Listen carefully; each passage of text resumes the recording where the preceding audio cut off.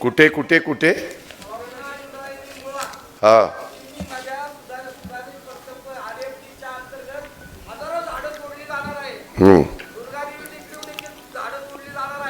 दुर्गा देवीचे कोण झाडं तोडणार आहे?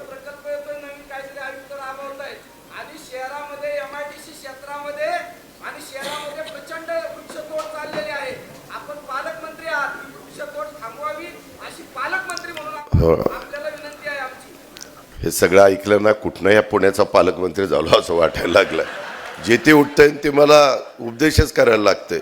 सगळा मागता मीच घेतलेला आहे, ह्यांनी नुसतं उपदेश करायचा आहे. ठीक आहे, धन्यवाद.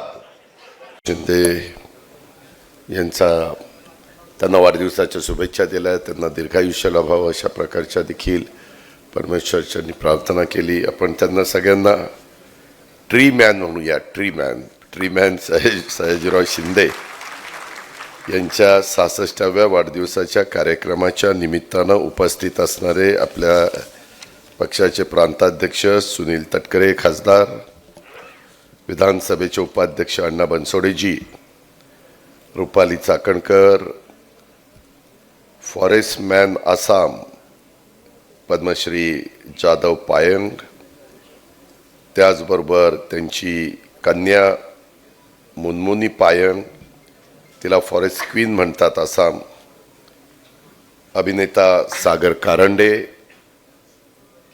मगाशी आपण सगळ्यांनी त्यांनी शुभेच्छा दिलेल्या पाहिल्या. ते देशाचे केंद्रीय मंत्री नितीन गडकरी साहेब, मनोहरजी जगताप, अरविंदजी जगताप, विलास लांडे, योगेश बहल, अजित गव्हाणे, नाना काटे, मुंगेश्वर भोंडवे, भाऊसाहेब भोईर, पंकज भालेकर, श्याम लांडे, रवींद्र सोनवणे, पंडित गवळी, यश साने, कावराम पवार, विकास साने, राजेंद्र जगताप, प्रदीप तापकीर, राजेंद्र साळुंके, वसंत बोराटे, सम्राट फुगे, तानाजी खाडे, शरद भालेकर, चंद्रकांत वाळके, मोहम्मद पानसरे, कविता अलाट, अपर्णा डोके, फजल शेख, संगीता ताम्हाणे, अनुराधा गोफणे, राहुल भोसले, प्रकाश सोमवंशी, श्रीकांत कदम, शेखर काटे, राकेश कामटे, ज्यांचा आज आपल्या सर्वांच्या साक्षीने इथं यथोचित सत्कार, त्यांनी जे काही उत्तम काम केलेलं आहे त्याबद्दल करण्यात आलं, ते सगळे उपस्थित मान्यवर, सयाजीरावांना मनापासून शुभेच्छा देण्याच्या करता जमलेले सगळे प्रतिष्ठित नागरिक, बंधू भगिनी, विविध क्षेत्रातील मान्यवर, त्यांच्या परिवारातील उपस्थित असणारे सर्व त्यांचे नातेवाईक, जमलेले पत्रकार मित्र, बंधू भगिनींनो, माझ्या तरुण मित्रांनो, आज आपण एका विलक्षण व्यक्तिमत्वाचा आणि सह्याद्रीच्या पुत्राचा वाढदिवस साजरा करण्याच्या करता इथे एकत्र जमलेलो आहे. ज्यांनी आपल्या जीवनामध्ये केवळ अभिनयाचा सुवर्ण अध्याय लिहिला नाही, तर झाडांच्या सावलीत लाखो जीवांचा आयुष्याचा श्वास त्यांनी देण्याचं काम आजपर्यंत चाललेलं आहे.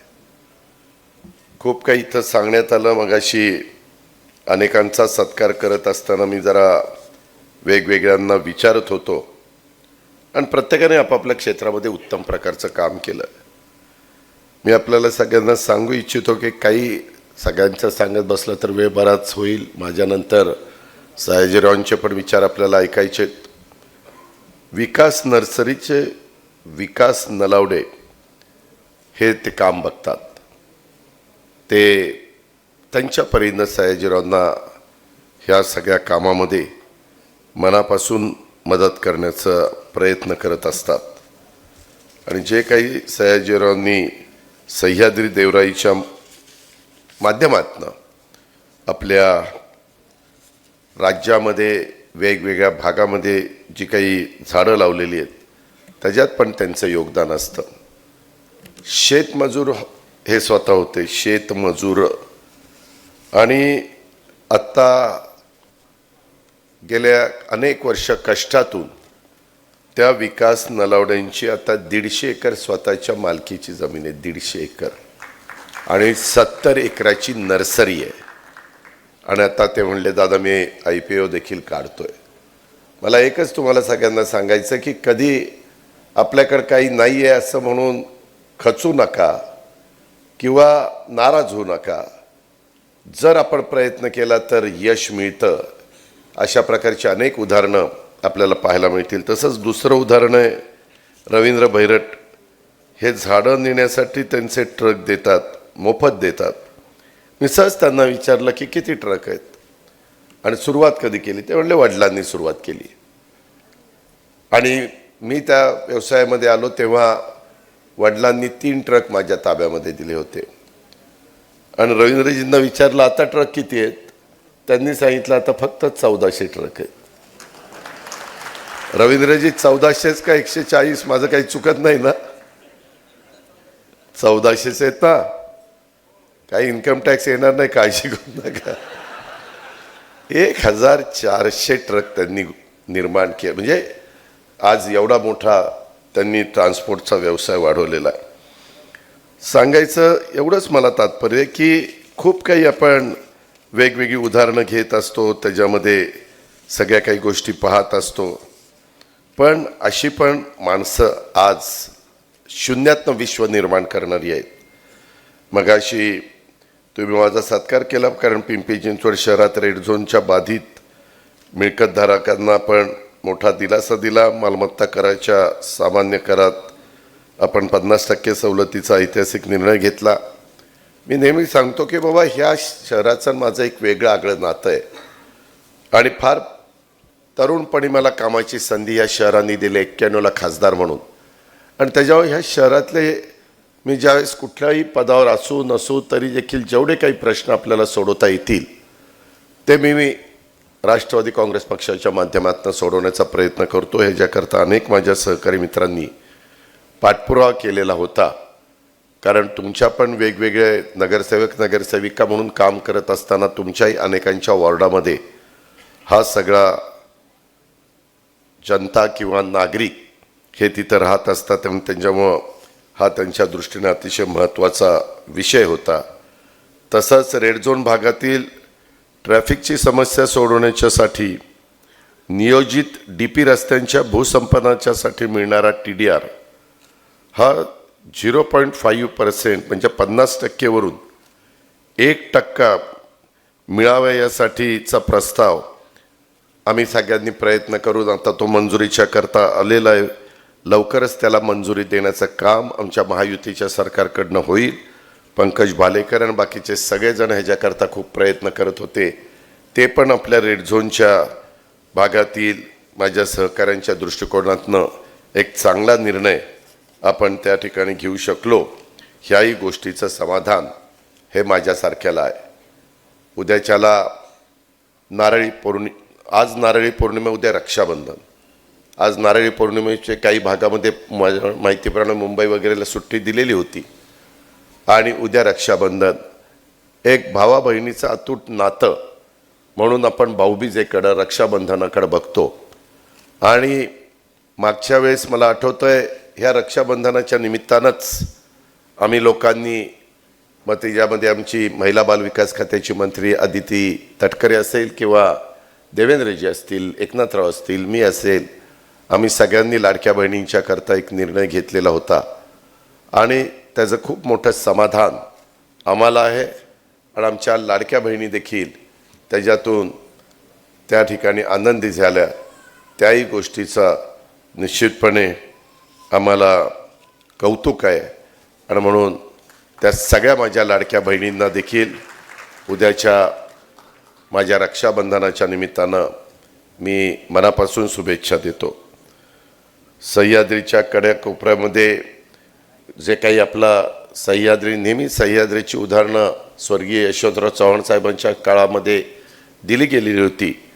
परंतु या सह्याद्रीच्या कड्या कपाऱ्यात हिरवाईचं स्वप्न रुजवणारे महाराष्ट्राचे ट्रीमॅन म्हणून सयाजीराव शिंदे यांच्या 66व्या वाढदिवसाच्या निमित्तानं मी आपल्या सर्वांच्या वतीनं, महाराष्ट्रातल्या 13 कोटी जनतेच्या वतीनं सयाजीरावांना मनपूर्वक हार्दिक शुभेच्छा देतो. अजूनही त्यांच्या मनामध्ये ज्या ज्या काही गोष्टी आहेत त्या सगळ्या त्या पूर्णत्वाला जाव्यात अशा प्रकारचे परमेश्वरांनी प्रार्थना देखील करतो. सयाजीरावांच्या वाढदिवसाच्या निमित्तानं आज राज्यभर त्यांच्या सह्याद्री देवराई फाउंडेशनच्या माध्यमातून जवळपास 1,00,000 झाडं ही लावली जात आहेत. आणि ही केवळ झाडं लावण्याची मोहीम नाही, तर पर्यावरणाच्या संवर्धनाचा संकल्प बळकट करण्याचा सुवर्णक्षण आहे, असं माझ्यासारख्याचं प्रामाणिक मत आहे. इथं आपले स्वतः आलेले की ज्यांचं आपण भाषण पण ऐकलं, पद्मश्री जाधव पायंग आणि त्यांची मुलगी, स्वतः दोघंही आले मुलमुली, आणि त्यांनी माझ्या माहितीप्रमाणे आत्तापर्यंत त्या आसामसारख्या परिसरामध्ये 12,00,000 झाडं लावलेली आहेत. 12,00,000. आत्ता केंद्राने पण कार्यक्रम हातामध्ये घेतला आहे. मित्रांनो, मी जसा आपल्या जिल्ह्याचा पालकमंत्री आहे तसा बीडचाही पालकमंत्री आहे. मी 1.5 दिवसाकरता बीड आणि 2 दिवस मागं काल आणि परवा नांदेड, संभाजीनगर आणि बीडला गेलेलो होतो. रात्री मी उशिरा आलो आणि आज सकाळपासून पण माझी CM साहेबांच्या बरोबर आणि इतर काही महत्त्वाची कामं आपल्या चाकणच्या असतील, इतर कुठली असतील ते आपण करतोय. परंतु हे करत असताना बीडला काल आम्ही एका दिवशी 30,00,000 झाडं लावण्याचा कार्यक्रम घेतला आणि त्याच्यामध्ये मी जिल्ह्यातली सगळी यंत्रणा, मग सगळ्या शिक्षण संस्था असतील, सगळे विद्यार्थी असतील, वन विभाग असेल, पोलीस खातं असेल, जेवढे काही विभाग मला त्याच्यामध्ये मदतीला घेता येतील तेवढे सगळे आम्ही घेतले आणि ती झाडं लावण्याचा कार्यक्रम तिथं झाला. मी सयाजीरावांना पण सांगत होतो, एक गोष्ट खरी आहे मित्रांनो, नुसती झाडं इतक्या संख्येने लावणं आणि खऱ्या अर्थाने झाडं जगवणं, पुढं अनेक वर्ष त्याला पाणी घालणं, हे पण तितकंच महत्त्वाचं आहे. आणि मुळात आम्हाला सगळ्यांनाच पवार परिवाराला झाडाची आवड आहे, ज्याचा उल्लेख मगाशी तटकरे साहेबांनी आपल्या भाषणामध्ये केला. शेवटी आपण पुढच्या पिढीकरता तरी काही केलं पाहिजे. यंदा तर मुख्यमंत्र्यांनी, आम्ही महायुती सरकारनी 10 कोटी झाडं लावण्याचा कार्यक्रम घेतला आहे. त्याच्यातली 1 कोटी झाडं एकटा बीड जिल्हा लावणार आहे आणि बाकीचे इतर जिल्हे मिळून लावतील. वन विभागाकडनं देशी झाडांची रोपं ही देखील मोफत देण्याचा एक मोठा कार्यक्रम आम्ही घेतला आहे हातात. आणि पुढच्या वर्षी, त्याच्या पुढच्या वर्षी, त्याच्या पुढच्या वर्षी, त्याच्या पुढच्या वर्षी असं 4 वर्ष 25-25 कोटी झाडं लावायचं टार्गेट. आणि आमची टर्म संपेल त्यावेळेस 100 कोटी झाडं लागली गेली पाहिजेत. आणि दरवर्षी लावलेल्या झाडाची काय परिस्थिती आहे, त्याच्यामध्ये मॉर्टॅलिटीचं प्रमाण कसं कमी राहील, जास्तीत जास्त झाडं कशी जगतील, अशा प्रकारचा प्रयत्न हा निश्चितपणे आमचा राहणार आहे. त्याचं कारणही हे आहे की देशामध्ये जेवढी राज्य आहेत, आपलं राज्य आपण शिवशाहू फुले आंबेडकरांचं राज्य म्हणून ह्या राज्याची ओळख आहे. परंतु देशात जेवढी राज्य आहेत त्याच्यात काही राज्यांच्यामध्ये जे वृक्ष लागलेले आहेत किंवा तिथं जी झाडांची संख्या आहे ती साधारण चांगली आहे. आपल्याला दरवर्षी एवढ्या मोठ्या प्रमाणावर झाडं लावली तर 20 वर्षांनी आपण ॲव्हरेज देशाच्या बरोबर येणार आहे. आपला मराठवाड्यामध्ये, काही इतर भागामध्ये झाडांचं प्रमाण फार कमी आहे. विदर्भामध्ये किंवा अशा आदिवासी भागामध्ये, पट्ट्यामध्ये आदिवासी समाज पण त्याला चांगल्या प्रकारची मदत करत असतो. ते पण अतिशय मनापासून झाडांना जगवण्याचा प्रयत्न करत असतात. त्याच्यामुळे तिथं इतकी अडचण नाही. पण बाकीच्या ठिकाणी आता एक चांगली मानसिकता लोकांची झालेली आहे. आत्ताही तुम्ही बघितलं असेल, अनेक जण बाकीचं देण्याच्या पेक्षा रोपं द्यायला लागलेली आहेत. आज पण आमच्या अनेक कार्यक्रमामध्ये मुख्यमंत्र्यांनी आम्ही सगळ्यांनी जे कार्यक्रम केले, पोलीस खात्याचा कार्यक्रम असेल, रेव्हेन्यू खात्याचा असेल, यशदाचा असेल, सगळ्या कार्यक्रमामध्ये रोपं दिली जात होती. पण दिलेली रोपं नीट लावली पाहिजेत, ती कशी जगतील ते पाहिलं पाहिजे. त्याहीबद्दलचा प्रयत्न आपण करूया. आपल्याला पिंपरी चिंचवडमध्ये देखील आपण जास्तीत जास्त ग्रीनरी ठेवण्याचा प्रयत्न केलेला आहे. इतर शहरांच्या पेक्षा चांगल्या पद्धतीने झाडं आपल्याकडे पण दिसतात आणि अजूनही आपल्याला मोठ्या प्रमाणावर ते लावायचं काम करायचं आहे, ह्याची पण नोंद आपण सगळ्यांनी घ्यावी. तसं बघितलं तर सयाजीरावांचा प्रवास, आता त्यांचे बंधू देखील आता आलेले, ते बहिणीने पण त्यांना शुभेच्छा दिलेल्या आपण ऐकल्या. अतिशय सर्वसामान्य गरीब कुटुंबामध्ये सह्याद्रीच्या डोंगर रांगांमध्ये वसलेल्या सातारा जिल्ह्यातल्या वेळे कामठी या छोट्याशा गावामध्ये शेतकरी कुटुंबात सयाजीरावांचा जन्म झाला. मगाशी आपल्या सगळ्यांचे सहकारी यांनी अतिशय उत्तम पद्धतीनं अभिनेता सागर कारंडेंनी जे काही प्रतपत्र वाचून दाखवलं आणि त्याच्यामध्ये अरविंद जगतापांचं मी विशेष अभिनंदन करीन की एवढ्या वेगवेगळे त्याच्यामधले शब्द इतके मनाला एक ओलावा देणारे.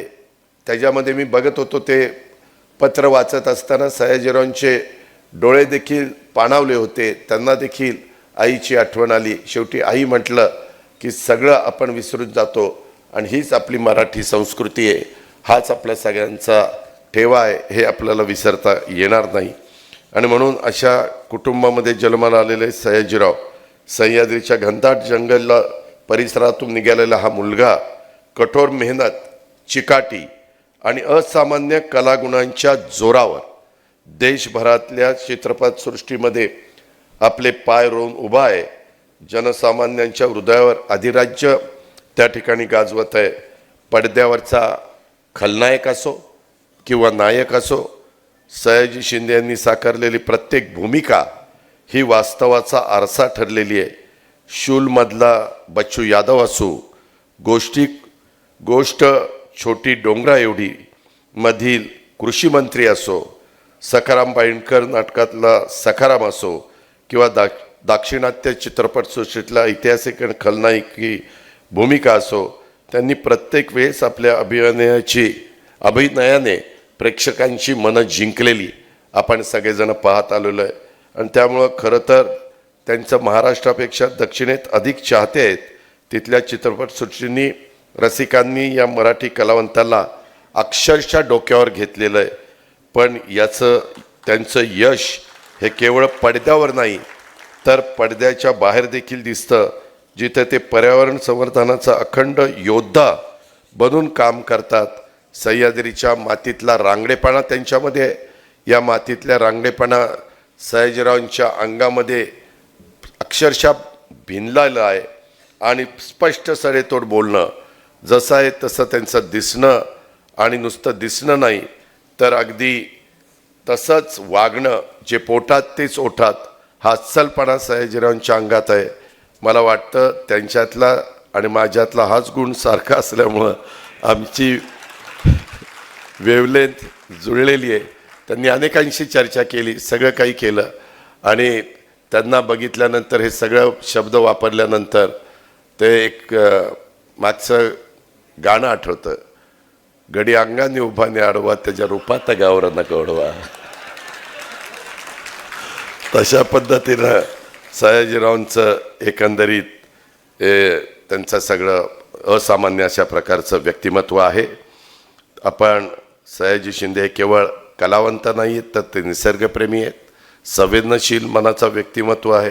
आपल्या आईची आठवण चिरंतन राहावी म्हणून त्यांनी आपल्या आईच्या वजना एवढ्या देशी झाडांच्या बिया रुजून त्या ठिकाणी लावलेल्या त्यांच्या जीवनात निसर्गाची ओढ ही आईकडून त्यांना मिळालेले बाळकडू आहेत. सह्याद्रीच्या डोंगर रांगांच्या मध्ये वसलेल्या आपल्या गावात दिलेली संस्कार शिदोरी ती आहे. सयाजीराव जितके धाडसी आहेत तितकेच हळवे देखील आहेत आणि बालपणाच्या मैत्रीला ते आज देखील तितक्याच आपुलकीनं जपतात. त्यांचे अनेक बालमित्र आहेत, मात्र शिवाजी शिंदे हा त्यांचा जवळचा बालमित्र आहे. शिवाजीराव गावात शेती करतात. या शिवाजीरावांनी त्यांना आपल्याला एकदा विमानात बसायचं अशी इच्छा बोलून दाखवली आणि आपल्या बालमित्राची इच्छा पूर्ण करण्यासाठी सयाजीरावांनी थेट प्रायव्हेट विमान बुक केलं. सोशल मीडियावर प्रायव्हेट जेट विथ शिवाजी शेठ असा सयाजीरावांचा व्हिडिओ पाहिला आणि मनापासून वाटलं प्रत्येकाच्या आयुष्यात शिवाजी शेठसारखा मित्र असावा आणि शिवाजी शेठला सयाजीसारखा मित्र त्या ठिकाणी लाभावा. आणि त्याच्यातल्या काही गमती काय झाल्या ते मी सांगून आपला वेळ घेत नाही, परंतु तिथं बसले ते शिवाजीराव. तिथं कुठे शिवाजीराव? हां, तेव्हा का पहिल्या रांगेतच बसलेत. तर इतकं नव्हे तर सयाजीरावांनी आपल्या या मित्राला केवळ विमान प्रवास घडवला नाही तर उंटावरचा शहाणा या चित्रपटात एक छोटीशी भूमिका देखील देऊन त्याला अभिनेता देखील त्यांनी बनवलं. ही खरी आयुष्यभराची मैत्री जी आज सोशल मीडियावर सर्वत्र चर्चेमध्ये आहे आणि अलीकडे सोशल मीडिया किती ॲक्टिव्ह आहे तुम्हाला माहिती आहे. त्यांनी मगाशी जे काही नितीन गडकरी साहेबांनी सांगितलेली वस्तुस्थिती खरी आहे. ते मला नेहमी म्हणतात की दादा आपण सगळ्या भागामध्ये ही सह्याद्री देवराई उभी करू. जवळपास 48 ठिकाणी 10 लाखपेक्षा जास्त झाडं आत्तापर्यंत लावली गेलेली आहेत. परंतु मनापासून सगळीकडे त्यांना साथ मिळत नाही. अनेक अडचणी त्यांना आलेल्या आहेत. मी त्यांच्याकडनं त्या सगळ्या ऐकलेल्या आहेत. माझ्या परीनं जिथं जिथं मदत करता येईल तिथं तिथं मदत करण्याचा माझ्यासारख्याचा प्रयत्न त्या बाबतीमध्ये असतो. परंतु मला एक गोष्ट सांगावीशी वाटते. काही वर्षापूर्वी आपला हडपसर जिथं आहे तिथं 100 वर्षाचा वटवृक्ष कोसळला होता. आणि बऱ्याचदा पूर्वी आपण लहानपणी ज्यावेळेस कुठं फिरायला जायचो, प्रवासात जायचो, इवन तटकरे साहेबांच्या कोकणामध्ये जात असताना पण जुनी तिथं जांभळाची झाडं, तिकडं आंब्याची झाडं, एवढं घनदाट त्याच्या झाडांची मस्तपैकी सावली असायची आणि त्याच्यातनं आपण जात असायचो. कधी कळायचं पण नाही दुपारी 12चं ऊन पडलं का दुपारी 2चं ऊन पडलं. एवढं चांगल्या पद्धतीनं ब्रिटिशांनी त्या रस्त्याच्या दोन्ही बाजूला झाडं लावली होती. परंतु हे नॅशनल हायवे किंवा आपल्याला आता रस्ते, आज तर मी सकाळी सुनील तटकरे चाकणला गेलो. आम्हाला आता माझ्या पिंपरी चिंचवडमध्ये त्या चाकणच्या चौकापर्यंत खालचा रस्ता 12 लेनचा करावा लागतोय. 12 लेन, 6 लेन जायला 6 लेन यायला आणि वर आणखीन मला वाटतं 6 लेनचा आम्ही करतोय आणि त्याच्यावर पुन्हा आम्ही मेट्रो करतोय. अशा पद्धतीनं आज मी जवळपास मित्रांनो 2000 कोटी रुपयाचे वेगवेगळ्या माध्यमातून कामं त्या परिसरामध्ये मंजूर केली. तुम्ही बघा त्याच्यामध्ये 5-6 डिपार्टमेंटला मी कामाला लावलेलं आहे. कारण मी कामाचा माणूस आहे त्याच्यामुळे मी कामाला लावू शकतो. आणि त्या सगळ्यांना सांगितलं की मी आढावा घेईन, मला हे सगळं दुरुस्त झालं पाहिजे. हिंजवडीला पण आपण करतोय, तिकडंही करतोय, ती काळाची गरज आहे, ते केलं पाहिजे आणि त्यामुळं आपण त्याच्यामध्ये लक्ष घातलेलं आहे. एकंदरीतच मगाशी मी सांगत होतो की 100 वर्षाचा वटवृक्ष कोसळला.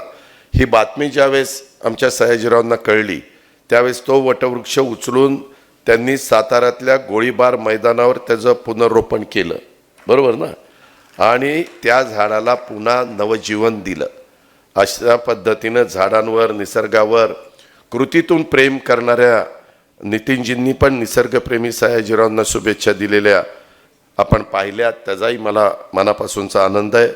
आणि हे सगळं करत असताना मला अभिमान आहे की एका मनस्वी कलावंत हा आमचा एक जवळचा सहकारी हा बनलेला आहे. या अभिनेता असलेल्या मित्राला मी नेता बनवलं आहे. सयाजीरावांना राष्ट्रवादी काँग्रेसमध्ये आम्ही मध्ये प्रवेश दिला आणि त्यातून त्यांचा सामाजिक आणि राजकीय प्रवास देखील त्या ठिकाणी सुरू झाला. मला आठवत आहे सुनील तटकरे, तुम्हाला आठवत असेल आपण देवगिरीला बसलो होतो.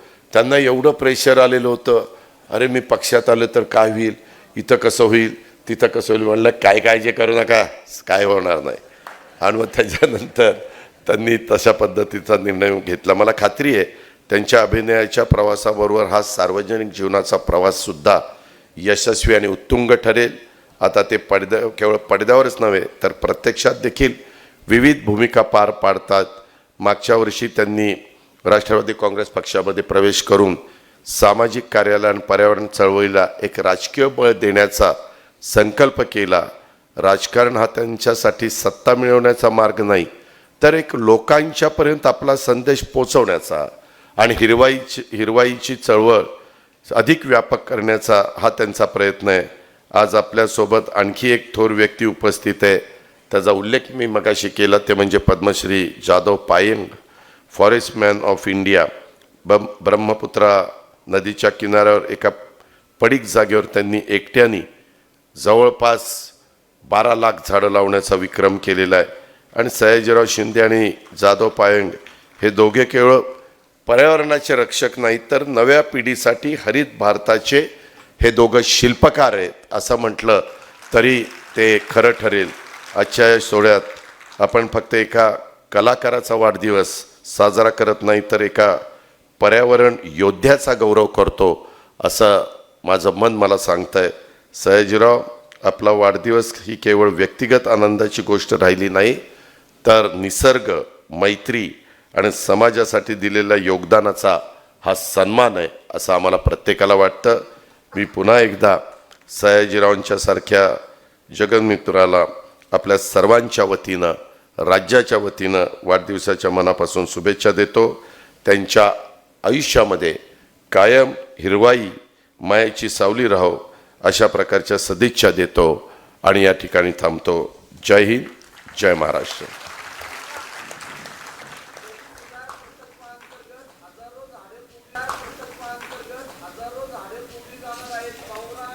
कुठे कुठे कुठे हा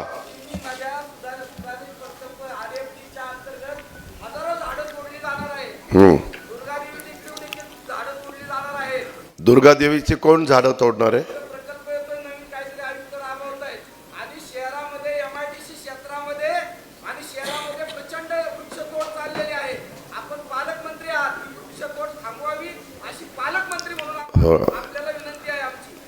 हे सगळं ऐकलं ना कुठनं या पुण्याचा पालकमंत्री झालो असं वाटायला लागलं. जे ते उठतंय ते मला उपदेशच करायला लागतंय. सगळा मागता मीच घेतलेला आहे, ह्यांनी नुसतं उपदेश करायचा आहे. ठीक आहे, धन्यवाद. एबीपी माझा, उघडा डोळे बघा नीट.